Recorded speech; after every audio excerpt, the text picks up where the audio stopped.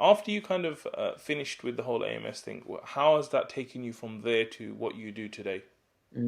It's interesting. So, I mean, I took a kind of year out to study Islam and the Islamic sciences and Arabic abroad. So that was always like a kind of passion of mine, it's always an ambition.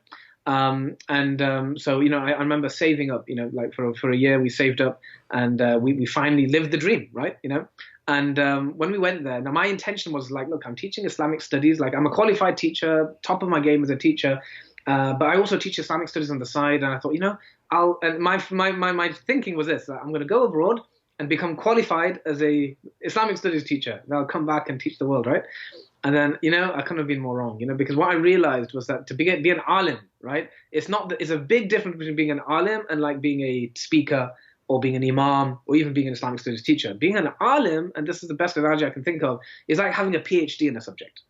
Right? So if you were to ask me, Tushar, do you want to do a PhD in English? I'd be like, no way, right? I'm happy teaching high school kids, GCSE. I don't want to go any further than that. I love that level, right? And it's still quite a high level. That's more than most people will never analyze text at GCSE level. That level of textual analysis, if you do that properly, that's more than enough for life, right? You'll be able to do Shakespeare, poetry, and if you do it properly, like A-star level, it's a very good level. Beyond that, I'm not interested, right? So with Islamic studies, what I realized that to get it to be an alim, that this PhD level kind of study, like I had a friend who went with me. He was actually younger than me. He was like a younger brother. He went first, right? And then when I went there, like I remember going book shopping with him once. Like he took me to an Islamic bookshop, and the guy had the list, like going back like years, right? And mashallah, he's now Sheikh Tabriz Azam for Seekers Guidance. Right? At the time, he was Talib Ilm, he was like my younger brother, and I think that's when the penny dropped. I saw him. He's like like with quite joy, happily going around getting these arcade books on grammar and linguistics and history and all the. And I thought, I don't have that in me. I can't do that, And I had no excuse. I had all the time in the world. But I just couldn't get myself to I didn't want to do it. I didn't have the himmah for that. I realized then, and then one of my teachers said to me, says, Tushar, the thing is, the best thing we can do for this ummah is if every single person does what they're best at. They excel at their own skills. We don't need everyone to be an alim, And I kind of knew that in theory, but I had to go out there and experience it and try it. And that's when I realized, and that guilt went. And I have a lot of my clients a lot of Muslims, practicing Muslims, have this default that I need to go abroad and study and be an alim. If I don't do that, I'm not a proper Muslim or something, I'm not. But I realized then it's about the practice. It's about the implementation. It's about being a great Muslim and having this knowledge and learning enough to kind of fulfill your obligations and follow the sunnah and do that to excellence. You don't have, it's a fard al-kifaya. Some people will go out and do this and teach the ummah in a technical manner or in a scholarly manner. That's fine. So when I came back, I was like, okay, what do I do now? Do I want to go back into Muslim schools? Do I want to go? And the thing is, one of the conflicts I had working in Muslim schools, 90% of teachers in Muslim schools are women, right? Maybe 95. And there's a good reason for that. Is because of the whole pay structure and everything. So they work part-time and job share, or they work full-time. They don't need the income. The reason why there's not many men there, and the reason why men end up doing so many multiple roles, is because of the income, the difficulty of the pay and things like that. So it's like, and I think I've had this conversation with you in the past, like, you have that period where you're grafting and you're working, not making much, you're struggling to make ends meet, and you think, and you don't feel fulfilled. I felt like, I feel like, I had to tutor on the side to kind of make up my income, right? So I felt, and as a teacher, to be a really good teacher, you have to give it your all. There's no time left, right? It takes everything. And so I realized that, look, I'm not really doing justice to myself or my students. I can't give fully to them, so I'd feel guilty about that. And I feel guilty that I'm not giving to my family because I'm not earning enough, and I can't, establish myself. So I realized that, what? I'm going to kind of focus on my tutoring business. That's when my entrepreneur journey really started, right? So I was working part-time since 2008. So the whole time I was working in Muslim schools, it was always part-time. I always had to keep the tutoring business. And sometimes I'd earn more on the tutoring than I would, in the Muslim school. And so that's when I decided to go kind of, focus on my tutoring. And I'd do my tutoring business, and then I'd have my supply teaching on the side. And that's a nice thing. And I say this to people, that having qualifications is very useful, because when you decide to make that shift into entrepreneurship, if you ever do, if you have the qualification, that skill set, the professional experience, you can always use that to have a side gig while you're building up your your business. And so I focused on tutoring.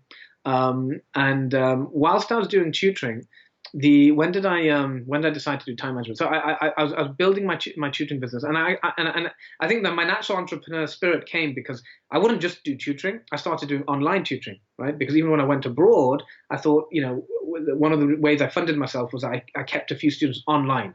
And this was before the big online revolution in terms of, everyone teaching online. This was before that. I was teaching on Skype. I thought, hey, this is quite possible.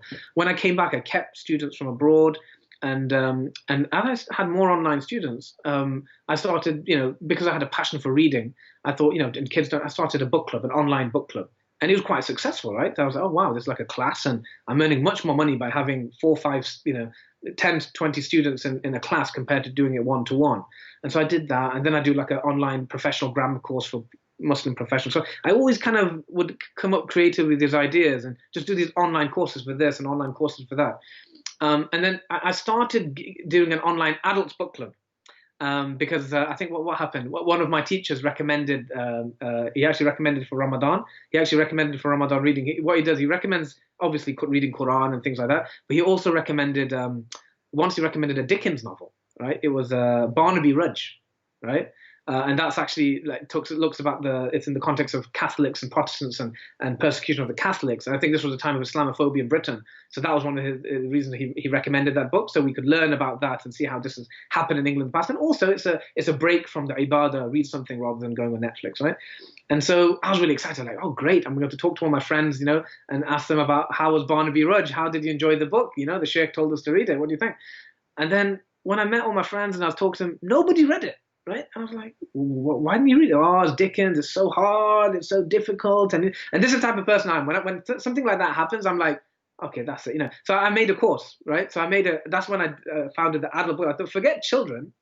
Adults need this. And one thing for me, when I grew up, I know there's so many initiatives for children. I see it all the time, like the madrasas, literature for children, and it's all great. But because I think I became practicing later on in life, I always felt that, what about us? We've still got 20, 30, 40 years left of our life, inshallah. We're still running the world. We're still the movers and shakers. If we're focusing everything on the kids and we neglect us, right, we're not going to be able to even parent our kids properly, right? So I always felt passionate about adult education. And I think that's part of my transition. Like, I still teach kids and I still have that part of me, but I've always loved training adults as well, because I've always felt like we're neglected a bit. And so when I did that adult book club, alhamdulillah, that was popular. People came, a lot of people interested in literature. And then that just kind of evolved into, okay, let's do non-fiction books as well, like How to Win Friends and Influence People. And so that kind of started evolving. And so then I said to one of my teachers, and I said, look, what do you think about, that's when the idea came for, maybe I should go back to time management training, right? I mean, do you want me to tell you how that started? That actually started before, in 2000. It's quite a funny story how that started. So that you did before you started the book clubs and stuff? Yeah, so I kind of did it in 2008, before the Muslim schools came. The Muslim schools, when that opportunity came, I dropped the time management training.